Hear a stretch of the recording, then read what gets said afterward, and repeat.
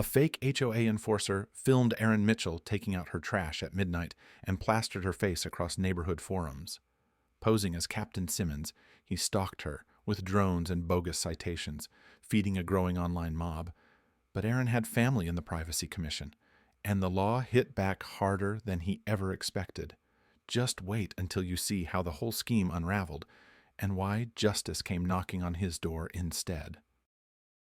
It was 12:06 a.m. when Erin Mitchell stepped barefoot onto her front porch, the cool concrete pressing through her socks. The desert air was unusually still for late spring in suburban Arizona. No wind, no cars, just the rhythmic buzz of a distant transformer and the steady chirp of crickets somewhere beyond the dark hedges. She yawned, her breath fogging briefly in the porch light as she leaned into the side of her house and rolled out the black garbage bin. Trash day had slipped her mind until late. She'd been up reviewing lesson plans and packing her son's lunch for the next day. Just one quick trip to the curb. Pajama pants, hoodie, no makeup. She wasn't expecting an audience. The bin rattled lightly across the driveway as she pulled it toward the curb, her mind already drifting toward the warmth of her bed. Then, flash. A sharp white burst of light struck her from the side like a camera flash, searing her retinas. She flinched and stumbled back, blinking hard, heart jolting. For a second, she thought a motion light had gone haywire. But then she saw him. A man stood perfectly still at the edge of her lawn, tall, broad-shouldered, maybe in his late 40s, dressed in a neon yellow vest with bold reflective lettering that read HOA Security. A body cam blinked red on his chest, fixed directly at her. "You are being recorded," he said in a clipped, almost rehearsed tone. His voice was deep but hollow, as if trying too hard to sound official. Midnight trash disposal is against Oak Haven's visual harmony guidelines. Erin froze. "Excuse me?" she said, blinking through the glare. The man held up a clipboard with a printed sheet of paper, densely packed with small font rules and highlights.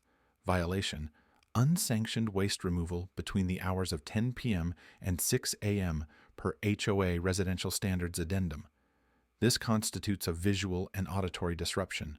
You will receive a fine notice within 24 hours. She stared at him, trying to process what she was hearing. I'm not part of an HOA." Her voice was dry. "This house, this street, isn't under any HOA. Oak Haven ends 2 blocks that way." The man didn't blink. He simply adjusted the angle of the camera. "This property falls under extended jurisdiction, per the Oak Haven Adjacent Monitoring Protocol. All residents are subject to visual compliance enforcement." Adjacent what? There was no such protocol. Erin knew it. She'd checked when buying the house 3 years ago. One of the big draws was no HOA. No fines for mailbox paint, no drama over flower beds or trash bins. Her skin prickled, not just with confusion, with unease. "Look," she said slowly, stepping back onto the porch and keeping her voice even. "I don't know who you are, but you're on private property. I didn't consent to being filmed." The man said nothing. He simply tapped his clipboard once, like a punctuation mark, turned, and walked off into the dark. No car visible, no headlights, just heavy footsteps fading into silence. Erin stood frozen, heart thumping. The trash bin still sat at the edge of her driveway, like a forgotten prop. She looked around at the sleeping houses, identical in form, but suddenly ominous in feeling. Had anyone else seen him? Had he done this before? She didn't know it yet, but that night wasn't the end. It was the beginning of something far stranger than a fake ticket. Something much bigger than one bizarre man with a camera and a clipboard. And it started with a lie wrapped in reflective tape. By the following morning, Erin hoped the bizarre midnight encounter had been a one-off. Maybe it was a prank. Maybe some misguided security nut from a different block.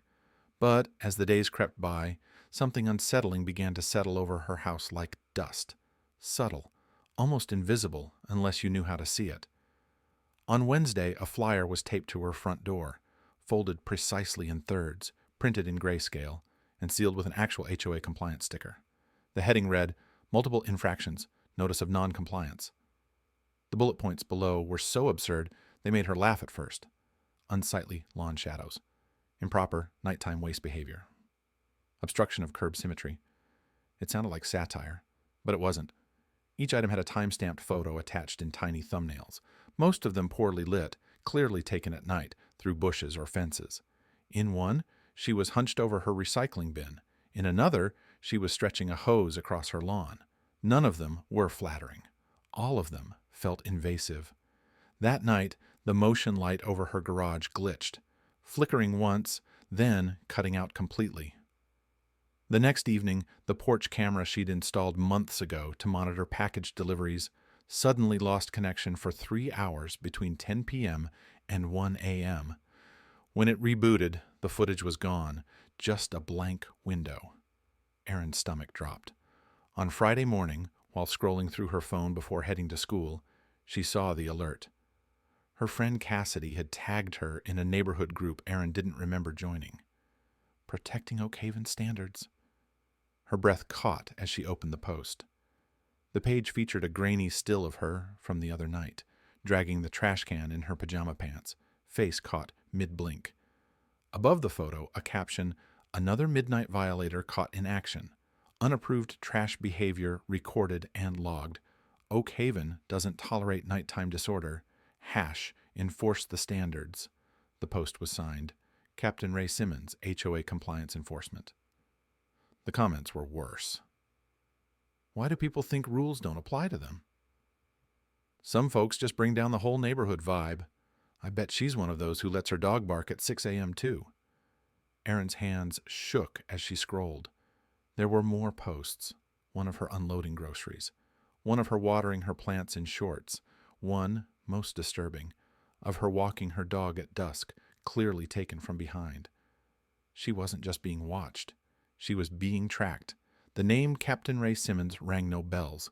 So she called the Oak Haven HOA office and asked for a list of current board members and staff. The woman on the phone was polite but firm. "Ma'am, we haven't had an active enforcement officer since 2019. We don't issue citations anymore. We're a volunteer board now. No one named Simmons works with us." That was when something inside Erin flipped. This wasn't some rule-happy board member. This was someone posing as a figure of authority, weaponizing the aesthetics of HOA power to harass her, to humiliate her. And no one had stopped him because on paper, he didn't exist. She looked around her quiet street, neatly trimmed hedges, matching mailboxes, American flags fluttering in the breeze, and realized something awful. Someone in this neighborhood was helping him, or worse, pretending to be all of them. And Erin wasn't about to let that continue. Erin didn't sleep that night. Her phone buzzed every few minutes with new comments on the posts, more blurry images of her doing ordinary things, watering plants, checking the mailbox, stepping outside in a bathrobe. Each photo was tagged, dated, and paired with snide remarks. It wasn't just one man anymore. There were followers now, an audience. By morning, she'd had enough. She called her cousin Marlene, a calm and composed woman with a sharp mind and a job title that finally felt useful, Senior Counsel for the Arizona Privacy Commission's Digital Oversight Division. The moment Marlene saw the screenshots, her easy tone shifted. Her jaw tightened. She leaned in closer to the screen. "You said this man claimed to be with the HOA?" Erin nodded. Marlene frowned.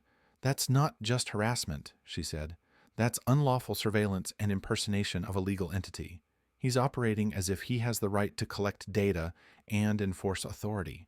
He doesn't. That's a direct violation of Title 13, 3006, and Section 44, 1373 of state privacy law." Erin blinked. "So what can we do?" "File a formal complaint. I'll walk it in myself." Over the weekend, they assembled everything. Timestamps, photos, the neighborhood posts, old footage from Erin's porch cam, and most chilling, screenshots of a live stream Simmons had hosted the previous night, labeled Oak Haven Midnight Patrol. The stream had nearly 1,000 viewers. The video showed Simmons standing just off Erin's property, narrating as he measured the grass along her driveway with a bright yellow tape measure. "Ground visibility compromised," he said flatly. overgrowth exceeding 4 inches, recorded, citation pending. Behind the camera, someone laughed. Aaron had watched the footage with clenched fists. It was like watching someone vandalize your sense of safety in real time, cloaked in fake rules and a smug smile. On Monday morning, the complaint was submitted, complete with visual evidence and a legal affidavit. Marlene delivered it directly to the Privacy Commission's enforcement office in Phoenix, bypassing the usual digital queue. But Simmons didn't back off. If anything, he escalated. By Wednesday, he had started showing up during daylight hours, not just near Aaron's property, but on it. He wore a new badge, a laminate sheet clipped to a retractable belt reel that read Oak Haven Sector Compliance Officer, Extended Jurisdiction. Beneath it, a QR code linked to a homemade website filled with fake codes, bogus bylaws, and distorted copies of old HOA templates. He walked through the cul-de-sac like he owned it, measured grass, snapped photos of houses, pointed at cars, and muttered about non-conforming license plate angles. One neighbor waved nervously, another shut their blinds. But Aaron stood on her porch and recorded him without blinking. 2 days later, just before dawn, a caravan of unmarked SUVs pulled into Oak Haven. Aaron watched from her window as agents from the Arizona Privacy Commission and local law enforcement approached the beige stucco house 3 lots down from hers, Simmons' place. They knocked once. The door opened.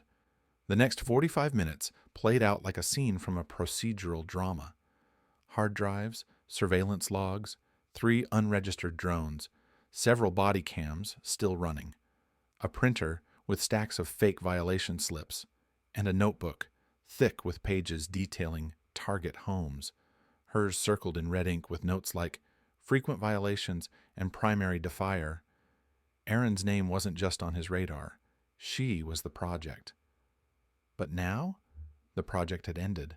The news broke 2 weeks after the raid, and Aaron nearly dropped her coffee when she saw the headline scroll across the bottom of the morning broadcast. Arizona man fined $45,000 for operating fake HOA patrol. Privacy Commission issues landmark penalty. Beneath the title was a photo of Ray Simmons, mid-step, flanked by 2 investigators in Navy jackets. The article explained that Simmons had been charged with unlawful surveillance, impersonating a legal officer, and digital defamation under state cyber harassment statutes. But the most damning part wasn't just what he did. It was who had silently let him do it. The Oak Haven HOA board had long known Simmons was active. They hadn't officially hired him, of course. No contracts, no payroll, but emails revealed that they had encouraged his activities behind the scenes. A quiet thumbs up, a few forwarded complaints, a tacit understanding that if he happened to keep people in line, they'd look the other way. The Privacy Commission didn't look the other way. They issued a $180,000 fine to the HOA itself for knowingly enabling unauthorized data collection and permitting the impersonation of enforcement authority. When the decision came down, the board president, a polished retiree named Gerald Kinney, held a brief press conference from his front yard. Cameras rolled as he read a stilted statement, blinking beneath the Arizona sun. "We regret the recent actions taken by a private individual under the mistaken impression that he represented this association. We accept the commission's ruling."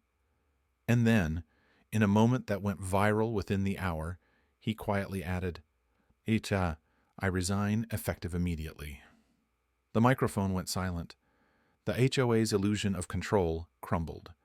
Aaron, meanwhile, received an official letter, crisp paper, gold seal.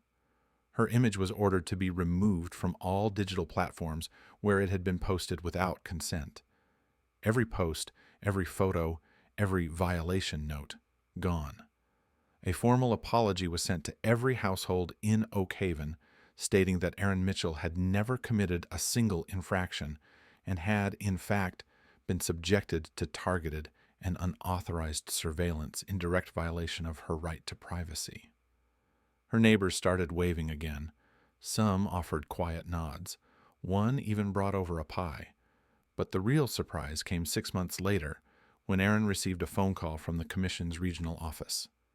Marlene had nominated her. We could use someone with your clarity, the director said. Would you consider joining the Community Ethics Advisory Panel? Erin paused, then smiled. She said yes. As for Simmons, word traveled that he'd taken a job out of state, barred from holding any compliance, enforcement, or regulatory position in Arizona for the rest of his life. His website was gone, his captain title erased. Erin's trash can still rolls to the curb every Monday night. She does it in pajama pants. No flash, no clipboard, no one watching. Just peace and the sound of crickets.